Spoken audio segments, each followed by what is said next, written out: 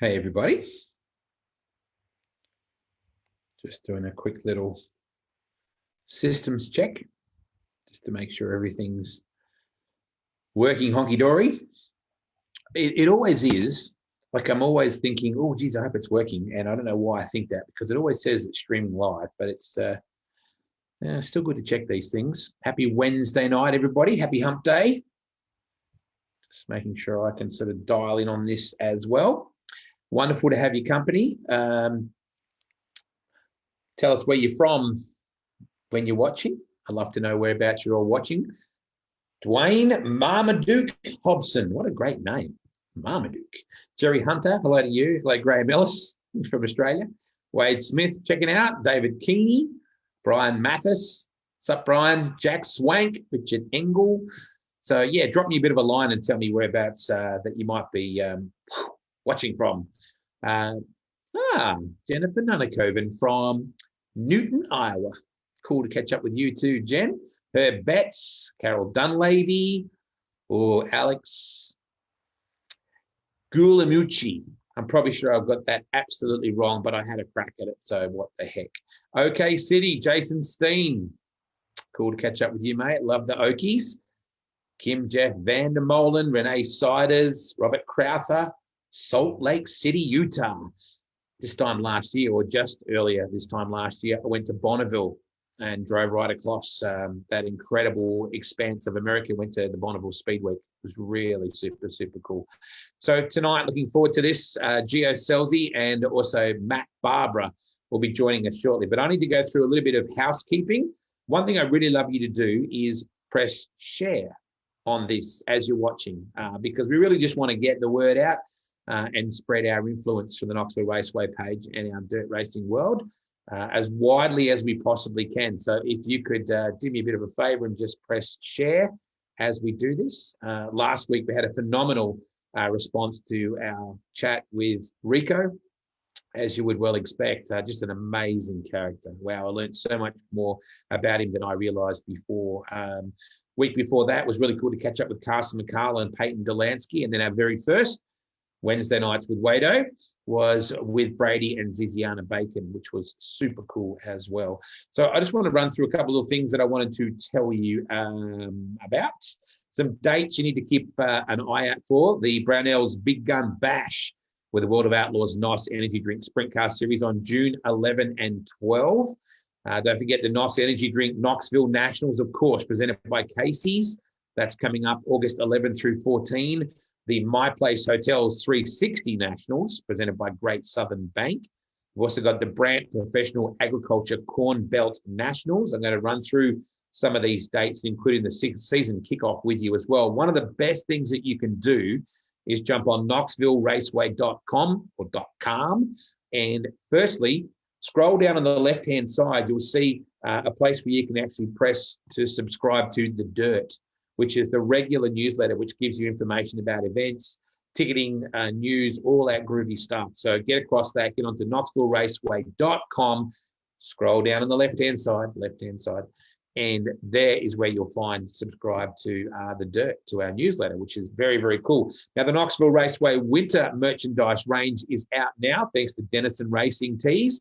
That link is also on the knoxvilleraceway.com website as well. So make sure you get across that and check out the great range of really cool winter stock that is now coming up, because it's starting to get cold for you guys, of course, down here in Australia. I'm in Mildura in Victoria, Australia, doing this. We're going to cross to Des Moines in just a moment, West Des Moines and East Des Moines. Now, you don't hear a lot about East Des Moines. You certainly hear about a bit about West. Is there really an East Des Moines? We're about to find out all about that. So lots of cool things for you to keep an eye on. And don't forget, each week, we'd love you to be a part of all this on Wednesday nights with Wade. Regularly check in on the Knoxville Raceway Instagram, Twitter as well, and of course, with the Facebook side of things. So just a reminder, if you can, press share while we're doing all this. Really good opportunity for us to just push this out to as many people as we possibly can. All right, so let's do this. Going to chat with Gio Scelzi and also with Matt Barbara. Now, first, I'm going to cross to West Des Moines. Let's see how this works. From Mildura, Victoria, Australia, the home of methanol moonshine, the world headquarters of that. So let's see if this works. Looks like this has worked okay. We're going to West Des Moines, Iowa, where Matt Barbara is standing by right at the moment. Matty, what's happening, bro?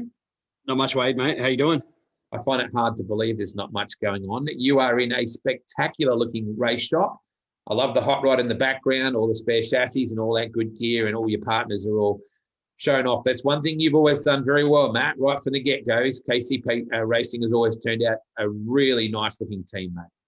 Yeah, appreciate that. It's kind of something that, I don't know, I was taught from Kerry and Kim Buswell in Australia, and they were really adamant about being professional. So, yeah, I'm really kind of proud of what we've built, and hopefully we can keep building on it. It's a very well-lit shop, mate. I've got to say, it's like spectacular lighting in there. Yeah, I mean, we don't want the boys working in the dark. Yeah, fair enough. Now, West Des Moines, I hear West Des Moines referred to all the time. In fact, just recently, one of our methanol moonshine caps was spotted in the Vista pub in West Des Moines. So I'm a bit aware of that. But I haven't heard too much about East Des Moines. What's in East Des Moines, mate? Because you don't hear that term very often. Well, that's where I'm from. So my wife and kids are at home. So I don't know. Maybe they got a guest. I'm not sure. Okay, well, we'll check this out in just a second. It's funny, Aussies, before they ever go to America, when they want to go to the Knoxville Raceway, they always say, I think I'm staying in Des Moines. Yeah, I was pretty fortunate to hang around Kerry and Joe and Ian enough that I knew it wasn't that, and I knew I wasn't going to fly to Knoxville, Tennessee. So I was pretty lucky to hang around them that I didn't have to worry about that. One of the best parts about Iowa is the Des Moines airport. It is a ripping little airport. It's got everything you need that the bigger airports have. It obviously means you're flying in to see Knoxville, so it's always a massive thing to do that. But it's got that little city feel about it where the people are friendly. If there's a problem at the desk with one of the airlines, there's someone there who's not completely stressed to the max and can help you. It's a pleasure to fly into and out of Des Moines Airport. I think that's just mainly probably the reason I moved to Iowa. I don't think it just is the airport. I think it's the people here. But yeah, it's always cool. I love flying and I love going to the airport because it's easy in, easy out. And I picked Gio up, and I think his baggage took about 2 minutes to get out, and we're on the road. So it's definitely one of my favorite airports to fly into. Now, when I loosely referred to East Des Moines, I was talking about a place that's actually not too far from you, literally. Because our next guest, who you know reasonably well, is joining us right at the moment in Gio, who's just connecting to the audio. So, Gio, you're in East Des Moines. Can you just do that thing with your arm again? Are you... So, just to clarify, Matt, could you just lean across with your left arm and just see where that... The random stuff that happens on my world, unbelievable. Gio, welcome to Wednesday Nights with Wade on the Knoxville Raceway page, mate. Great to have your company. Yeah, thank you for having me on. Mate, what's that funny thing that you're wearing? It looks like it keeps you warm or something. I know, I'm not used to it. In California, it was about 80 degrees when I left, so snow on the ground here and it being cold, I'm not used to it. I got to layer up. So he's got to man up, Matt. I think that's pretty well what we're saying now. He's in that part of the world where it does get a little chilly this time of the year, and this is nothing yet. Mate, I got to disagree. I've been here for 8 years now, and I haven't manned up yet. It gets about 40, and I'm crying. So I'm out. I hate it in the winter. I won't even tell you, boys, that it's about 80 here today in Mildura, Victoria, down by the lovely Murray River. We don't get winter anything like you guys get. Gio, let's just start with you for a second. Big news, obviously. It's come out that you are focusing. I think the best way to do this is focusing on your dirt program. That might have come as a bit of a shock to some people because obviously you're working towards continued success in the ARCA West Series. Tell me where you're at with everything. Yeah, obviously this year has been weird, with COVID and everything, and everybody having their schedule shortened up and just kind of how everything's been, between Andy Graves and Jack Irving supporting me through this whole thing, and just kind of, I guess, did some soul searching this year. And a lot of things happened, between going to work. I know it's hard to believe me working. I'm at my dad's business, and just kind of trying to realize what I wanted to do and what career path I wanted to take. So, I think I kind of knew about a month ago probably that I wanted to focus on sprint car racing and make this, my full-time occupation. And like you said, focusing on sprint car racing this year, it took away from sprint cars and stock cars, trying to do both. And and trying to juggle too many things, have too many things on my plate. So I think now having just the sprint car stuff to focus on will definitely increase success. Now, we might have been cute with the whole we're sitting 2 meters apart from each other thing, but the audio might start to run amok with us here in a minute. So one of you two might actually have to socially de-distance here and sit next to each other, because I'm thinking I'm getting a bit of echo. We'll see how we go with that. Gio, it would seem from an outsider looking in that all American motor racing kids grow up with the dream of running NASCAR. Like that was for a lot of years the thing. It was either Indianapolis or running NASCAR. So the idea that you're on that path, heading in that direction, and then suddenly to do that, to continue to turn left only, it seems to work against the great American dream. But God, as a dirt person, it is our dream. Yeah, I think obviously NASCAR is the premier form of motorsport in America, and I think that's every kid's goal, like you said, when they grow up racing and sprint car racing. Now, especially the way this year has gained so much momentum with Dirt Vision and so much more viewership with Kyle Larson coming to race more sprint car stuff, and having the racing be so exciting, and it seems like it's just such a different aspect between NASCAR and sprint cars. I think it's my first love, really, and what I love to do, and it's kind of why I chose that path. And it's interesting that you mentioned Kyle. Great news coming out of the NASCAR, the Cup car side of things, that Kyle is back in NASCAR and with one of the absolute giants of the sport. And we were pleased to have him back on loan for a while. I think some of the other teams, Matt, are probably going, thank God Kyle's got some other focuses, because he's been out here kicking our A55s for the last several months. But I think we all agree that having Kyle in that Cup car world is really, really good for our sport as well, boys. Yeah, for sure, Matt. You can probably add on that, but I think it's brought us all to another level. Everyone has stepped their game up. Racing against Kyle, like you said, he pretty much came in and kicked all of our butts. And he was even super competitive when he ran primarily NASCAR stuff, and when he came and ran a weekend or two, he was always up front, and the guy just has raw talent. I believe he's the best race car driver to walk the earth. And he's proven that multiple times, and especially this year, like he said, being able to focus on one thing and race sprint cars, throughout his season this year, and it's shown with the success he's had. I was talking with Rico last week, boys, about generational talent, where Kyle has come from no racing history in his family, like none. And Rico was pretty well the same, apart from some sort of mini bike and dirt bike sort of stuff. So that talent has got to start somewhere. You can't just keep going back till someone was running like a chariot, around the Coliseum.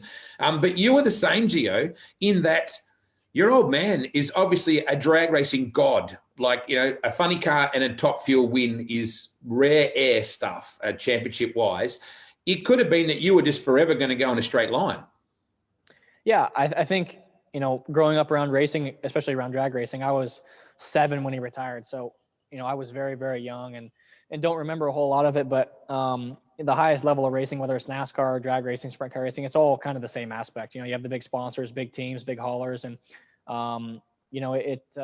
he kind of, the reason we got started in dirt racing, he figured if he could teach us how to drive a dirt car, or we could learn how to drive a dirt car and have car control, he could teach us how to do anything, whether it was dirt bikes, drag racing, NASCAR, whatever it was.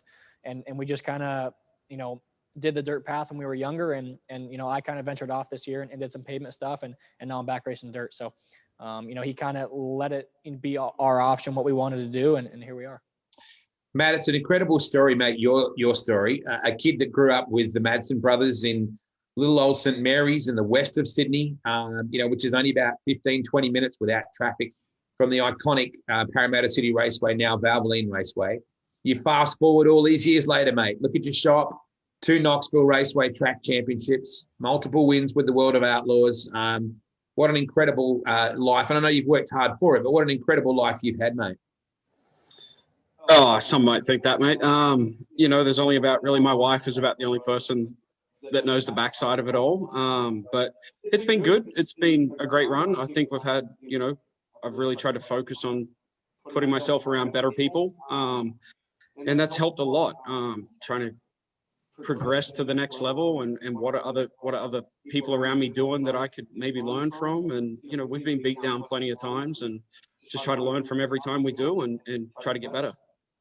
You said to me that Gio, you would certainly concur on this. When you first walked into this shop and had a look at this operation, you kind of go, yep, this will do. Like it is a phenomenal operation, isn't it? Oh, for sure.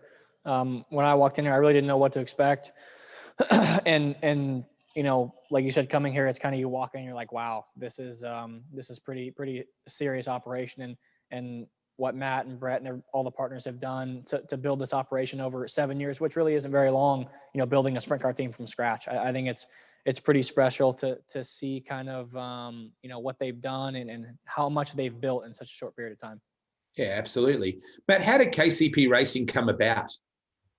You know, it was when Brett and I formed a partnership in the pumping side of things, the real world. It was, I kind of thought it was my way out. It was like, all right, I'm going to concentrate on business and try to make some money and try to make a good life. And Brett's like, no, let's start a race team. And I really didn't want anything to do with it at first. I know he's probably sitting at home going bullshit, but it's not. He approached me and I just said, you know, I don't know about it, mate. You know, it's full throttle. You need to give it 10 tenths and you need to be paying attention. And I just don't have that time. I want to concentrate on pumping and building our business. And he's like, we can do it. We can do it. We'll just buy a couple cars and we'll figure it out. What's my budget? Sat down with Kerry and really put a budget together on what it would take. And I told Brett and he really just kind of didn't even blink an eye. He was just like, yeah, let's do it. Sat down with another partner of ours and said, what do you think of a race team? And he laughed and called us the two biggest idiots that he's known. And here we are. I mean, for me, it's an escape. It's a passion, obviously. The competitiveness drives me. I grew up in sports. I always wanted to win everything. So for this, even though I can't drive, but I feel like, you know, there's some stuff I could do that can win. And when you're part of a winning team, there's not a better feeling. The preparation and presentation of the team is first class, Matt. Like it's always been a beacon, you know, from the early days to, you know, where you're sitting right now. And when you change the color scheme up, went, you know, pretty radical sort of color scheme to the predominantly more white, but right throughout, there seems to have been an emphasis on turning out a great looking rig and a great looking operation. No matter what the results were on the track or off it, you guys always looked the part.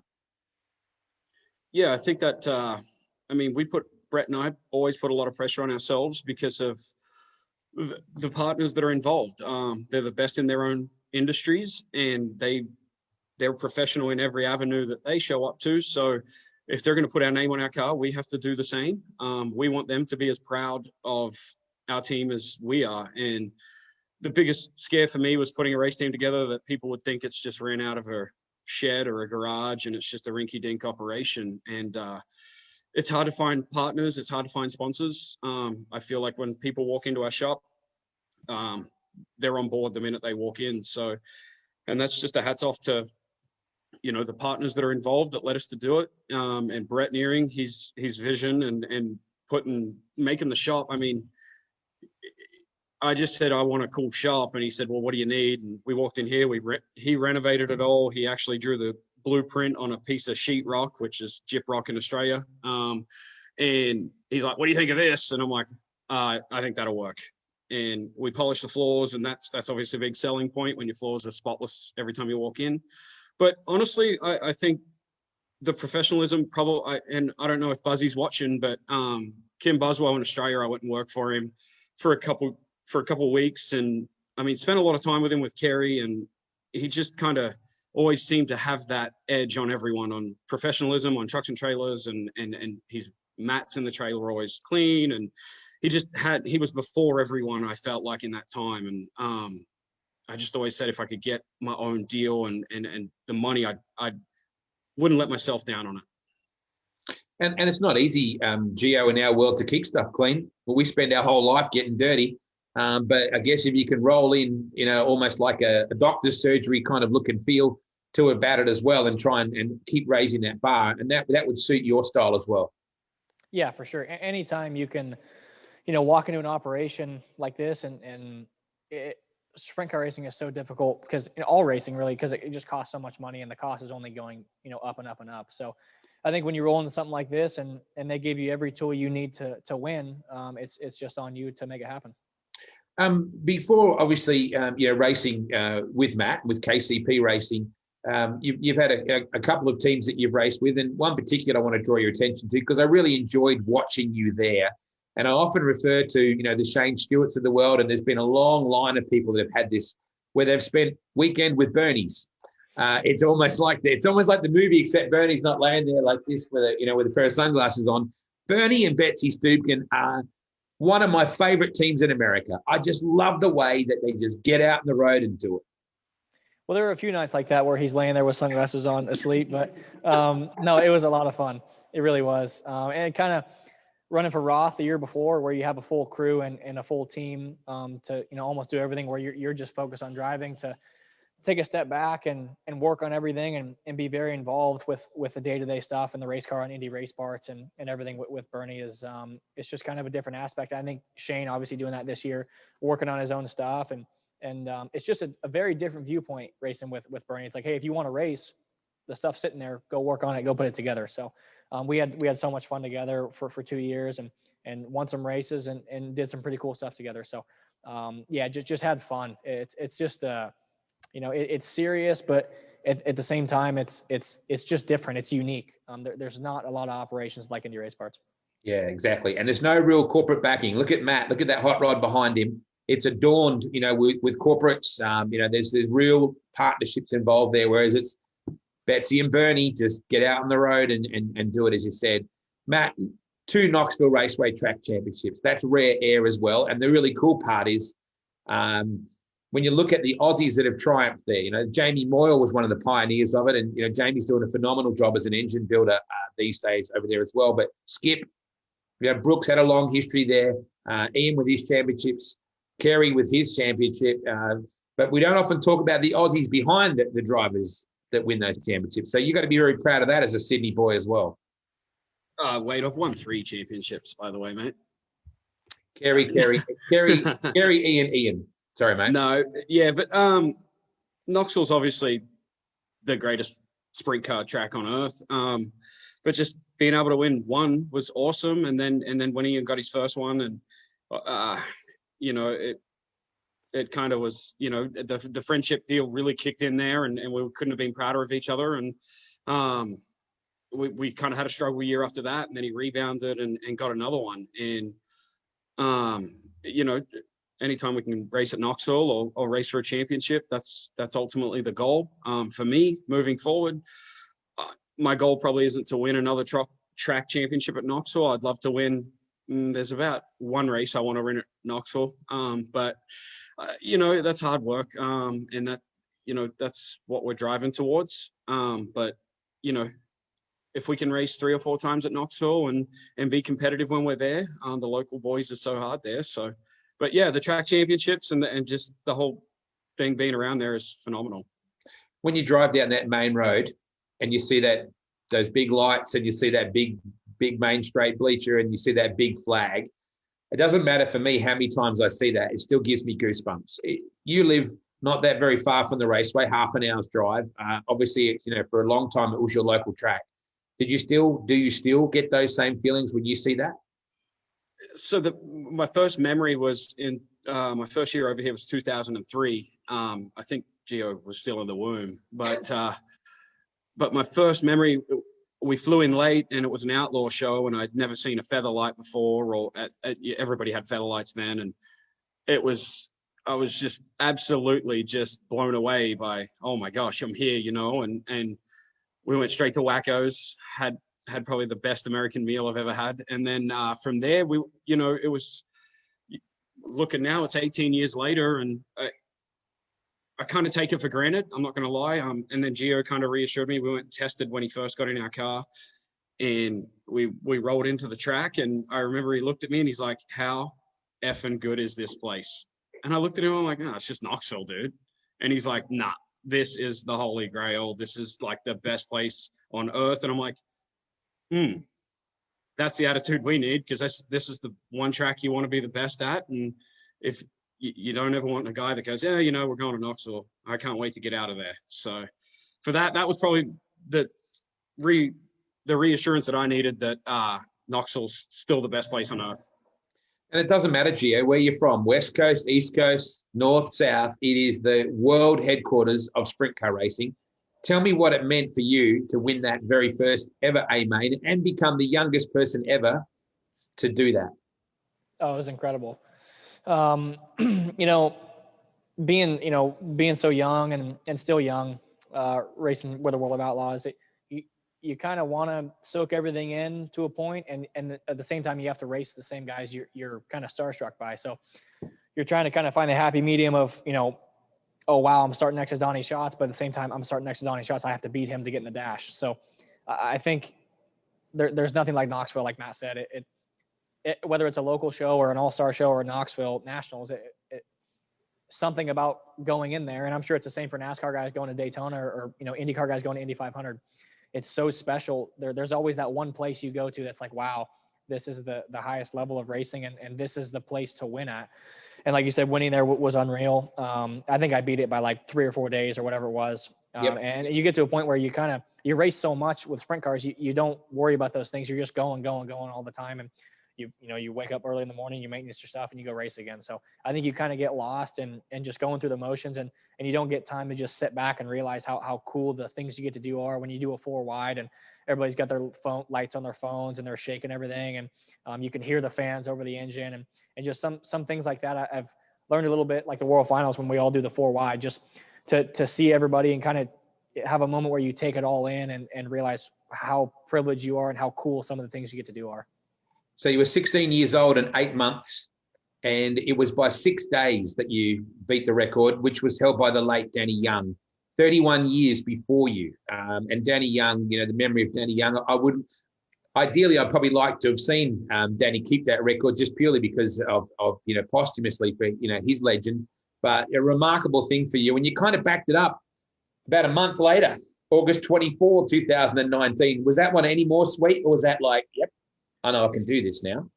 Yeah, I think confidence is a huge thing and with race car drivers. And anytime you can go to a racetrack and obviously we all show up to win, but I think anytime you can roll in and really roll up, for the feature and realize that I know I can win this race. I believe in myself, whether it's a team or I know my equipment can win this race, and we roll in, we should win this race. So I think that was a part of it. Actually, it was a weird race. I remember we rolled out we were about to go green and it started raining. So I remember Kerry rolled by me, waved everybody off, and we stopped and pulled in the infield. I had rain between my tear-offs. I was freaking out because, I can't see out my visor. I'm pulling tear-offs and my visor's all wet. Everything's getting all messed up, and rolled back out and won the race. So, yeah, like I said, anytime you can have the first one's always the hardest for sure. And once you win one, you kind of realize that, I can do this. I can win these races, and I can be competitive with the best guys in the world. So I think once you win one, you get that kind of confidence built up and you get rolling and then just start knocking down from there.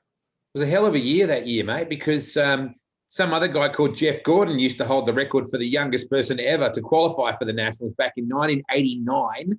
Hello, do you even know what the 80s are, Gio? And you knocked that off to become the youngest ever person to qualify. I mean, at the time, did that mean anything to you? I'm sure it meant something to your old man, but do you get any sense of the importance of that?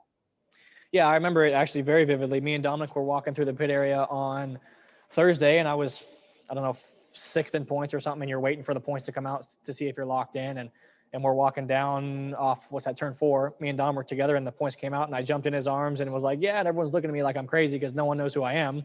I'm like, I'm locked in the Nationals. This is unbelievable. And started 9th in my first Knoxville Nationals. So it just, something about that place, it just gets goosebumps. Got goosebumps on my arm now talking about it. So yeah, I think to beat those records like Jeff Gordon and to have him, I think it was either it must have been last year, 2019, came up and just, hey man, you beat my record or whatever it was. Just, it means nothing for those guys, but just to talk to someone like me that looks up to people like that is just really cool.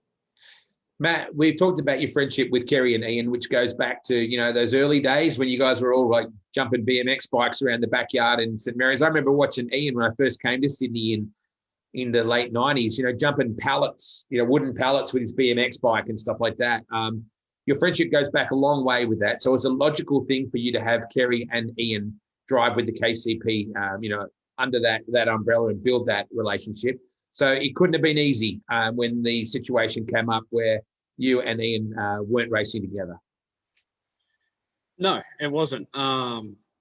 It's still not easy. And that's, I do a lot of thinking about it. I guess, I know there's probably a lot of people watching that are waiting for me to give some big story of why, how, and what happened. I guess the easiest way to put it is, we've got 15 different people on this team that really want to see us keep pushing forward. And really, I mean, it just came to a point where 7.5 years with any driver in any motorsports is a long time. And as the guy that is the face man of the organization, had to come in and ultimately let Ian go. It's something I think about all the time. It's not fun, but it's a business we run. I think anybody that's in sprint car racing is probably looking behind me going, look at all the shit they got. So there's a lot of money invested. For me, like I said earlier, it's a getaway, as it is for all our partners. They all run ultra successful businesses, and when we get them to the track, it's all about having fun, whether we go good or go bad. And it was kind of, the fun was getting taken out of it, and it was either really, I was left with pretty much they're all just staring at me, and it was like, well, we either shut the doors down and close the race team, or we try something different. It's a touchy subject, Wade. I know there's some haters on the internet. There always is, that don't know the story. But at the end of the day, I look up to Kerry. I think Ian's still going to be my best friend. Time will heal wounds. I seen he just put a release out today that he got a ride for next year, and right. I think that's awesome. I'm his biggest advocate on the track, off the track. But it's obviously hard when you do it mid-season, out of the blue, kind of unexpected. But I kind of, I wasn't going to drag it out. The writing was on the wall. So I saw it from everybody. They were kind of just staring at me going, Matt, we're gone, and so I just kind of had to do something. And unfortunately, when you're on this side of the business that a lot of the fans and a lot of the friends don't see, I'm going to be the dickhead. And I mean, I don't mean to cuss, but firing anybody's not easy. But when you've got, I don't know, he's not my best friend. I'd call him my brother, Ian. And when you've got to say, hey, we're going to go our different ways, half of me just thought, all right, there's a kick in the ass, mate. Go get it now. Show me that, go do it, and hopefully time heals wounds. Hopefully, you'll see Kerry, Ian, and me, we're drinking beers and laughing about all the good times we had. But, for now, we'll just concentrate on giving Gio and Tyler the best opportunity we can. That's what my goal is to enjoy this process and enjoy Gio. I mean, he's 18 years old. He's made a huge life decision to commit to our race team, and I've really got to give him the same attention that I gave Ian for 7.5 years. Clearly, the heating system is working in the shop, because the Californian has now derobed and gone back to get the blatant Toyota Performance plug-in. So clearly, Gio, you're feeling the warmth, mate. Shame on me. I should have had him in a KCP shirt. No, I know it's above 70 degrees, so I gotta take my shirt off. Matt, I have this funny vision in my brain of you, Scelzi, because your old man and Dominic are such funny people. Like, they're just naturally, I'm going to use the word goofy here, Gio, and I don't want to use that as a disrespectful thing, but I'm seeing the whole Godfather scene. I'm sitting there, all right, we're here with the family. We got the spaghetti. We got the red wine. Dominic, what are you eating? And it's, where I'm going with this. I mean, are we going to have an intervention?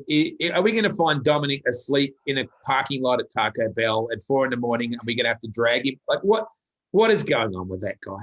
Oh my God, I don't know. I just talked to him before I came on, and he's something else. I mean, I think he's the most loved guy in sprint car racing. There's no doubt about that. How popular he's become, and I think it's so cool how many people love him and how many people cheer for him. I mean, there's no one that doesn't like Dominic. I really truly believe that.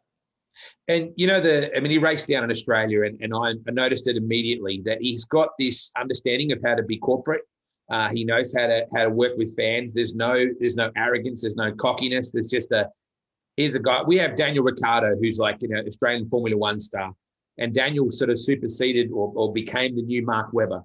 And Mark was always quite stoic and very direct, and didn't show a lot of humor away from the car or in the car. And Daniel's got this look on his face like he's just living his best life. And to me, that's the way Dominic seems as well. And to be honest, you're the little bro. You've had very good success early, probably a lot more success than Dominic has had and may have. Hey, Dom, just want to say good day. But he's never jealous, or outwardly, at least. He's so proud of you, mate. Like that's a really cool thing. And I think Ian and Kerry were probably the same in that respect, Matt. I'm pretty sure as well, because they're like that. But you and Dominic, he's so proud of you, mate. Yeah, for sure. In a lot of ways, I'm jealous of him too. I mean, how outgoing he is, and honestly, he could talk to this table we're sitting on and be best friends with him. I think that to have a relationship like that with my brother is very special, and to have someone like that to talk to. And it's funny, Dominic, we were talking the other night. He's like, honestly, I think if you weren't my brother, somehow we'd still be best friends. So, wow. I think that's special, and especially how hard racing can get sometimes, and how hard Dominic has had it with struggles and injuries and just not having success. And, to have someone like that's gone through struggles in his 8 years of racing 410s, to have someone like that in your corner. And like you said, this supports me that much. And honestly, I think he's happier when I win than I am. So, and to have someone, like that anytime, whether I'm upset or whatever, when he calls me, it just immediately brightens my day. It's kind of funny. I could be the most upset guy. I'll decline his call. He'll just keep calling, call 1,000 times till I answer. It's like, I have to answer this guy. And it just it makes me laugh thinking about it. But he truly is the guy that he, portrays himself as. And, he kind of gets the rap of being an outgoing guy, but he takes racing very, very seriously. And even though he is the funny guy outside of it, or even at the racetrack, he takes it just as serious as anybody else does. So he said that if you guys weren't brothers, he'd still think that you guys would be friends. And my immediate thought process, he just likes hanging out with famous people. I mean, that's a bit of a no-brainer what he just said then. Matt, what are your plans for next season? Obviously, all of us fans for the Knoxville Raceway want to see you compete as much as you possibly can. The Brownells Big Guns Bash is on in June, that annual massive outlaw doubleheader weekend. Then, of course, throw in the Capitani Classic, which you've been a big part of with KCP, because I remember the early times of me announcing there, the pole shootout was a big part of the Cappy as well. And I remember your pumping trucks, having the big, what are these things that stick off the back of the truck, Matt? Booms. The booms. Yep. You had the Aussie flag and the American flag up, and obviously that's an important, massive week for you. But what is your focus this year coming? Ultimately, every day it seems to change. Nobody knows with COVID. This year was obviously a mess. I would like to say kudos to every single racetrack and promoter out there, the World of Outlaws, the All-Stars, Dirt Vision, and Flow. For them to do what they did this year, I look at other sports and they just didn't do anything. And then we're out there just thinking it's normal life, and you still hear race car drivers bitching that the track sucks. I'm like, we couldn't be like, what if we're not racing at all? I mean, I know what's going on in Australia, and you might not even be able to cross state lines. And I mean, so we were really fortunate that the Outlaws really kind of stepped up, and the All-Stars, Tony Stewart and all them. I mean, it was cool. But for KCP moving forward, we're going to, I want to look at the Outlaw schedule. They haven't released it yet. Tyler gave me kind of just a gist of what he had heard.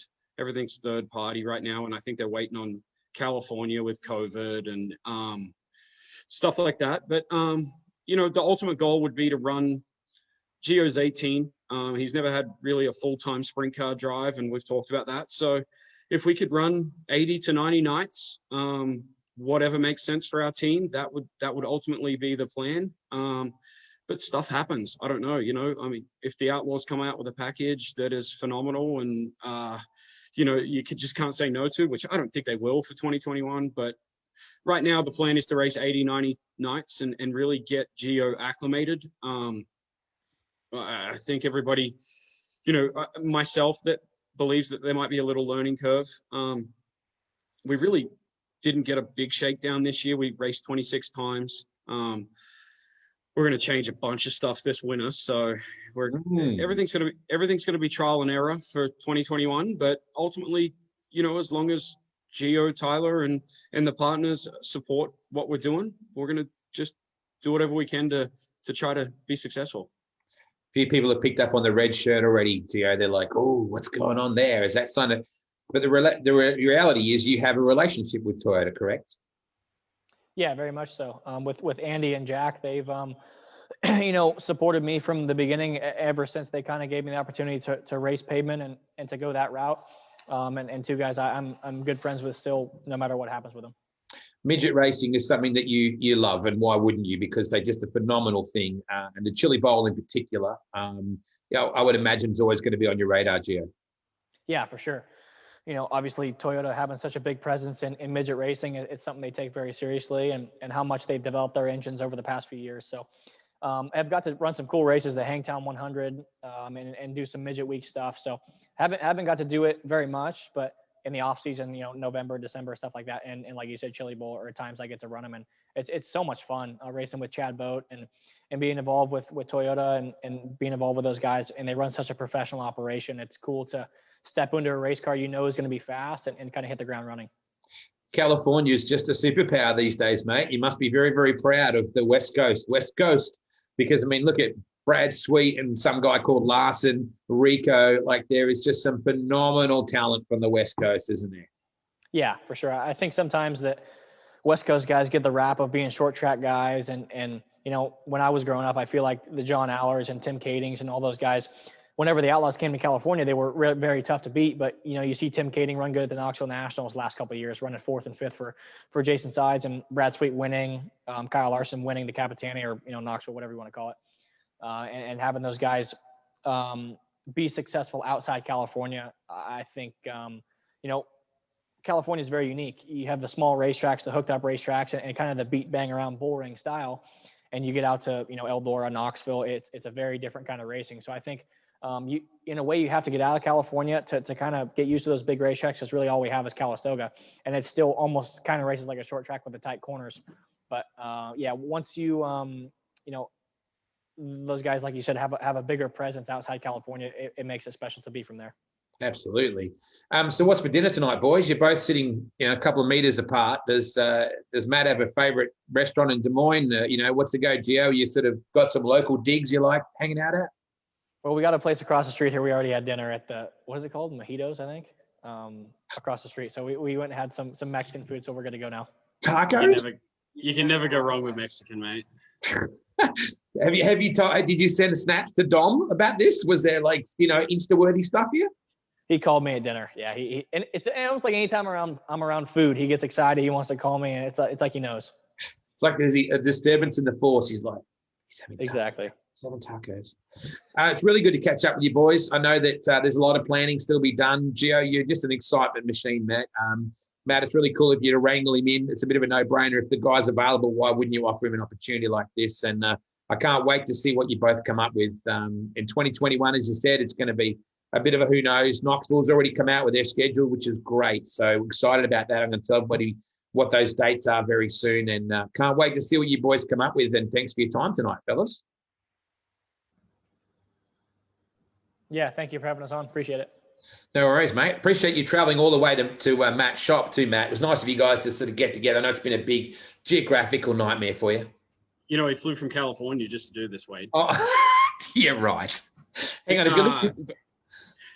But really, Wade, I want to thank you. I appreciate you getting us on. Thanks, Knoxville Raceway. I know we're not local guys anymore, but we want to get back there as much as we can. And hopefully we can knock off some wins next year. And thanks to all our partners that make this happen. Obviously, I wouldn't be sitting in this shop without it.